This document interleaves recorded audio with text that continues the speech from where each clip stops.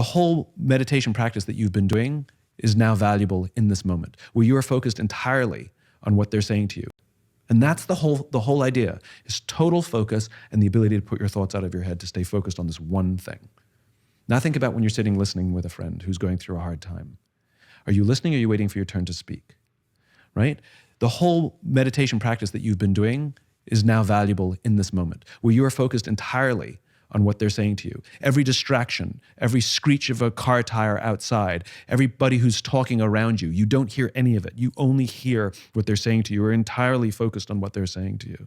And when you have your own thoughts of advice you'd like to give, or things you want to tell them, oh my God, me too, that happened to me as well, right? You say, nope, that's not important in this moment, and you put it out of your head and deal with it later.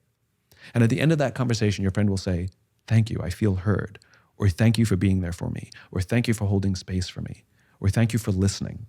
And those are all indications that congratulations, you've been present for another. And I think what gives our lives purpose is not to wake up every morning to learn meditation so that we can be present for ourselves, though that is valuable. What gives our lives purpose is to do these things for another.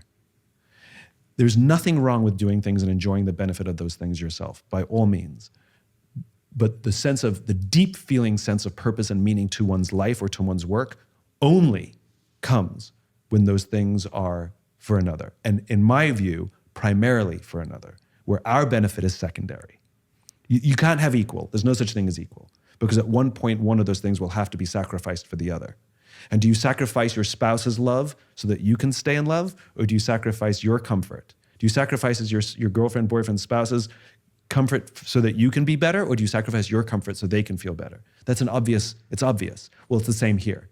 It's the same analogy, which is I choose to sacrifice my happiness, my joy, my comfort, my Lamborghini in this moment, not forever, but in this moment, for you, my employee, for you, my friend. I will delay so that you can have. And that's where the joy and love of business, relationships, friendships come from.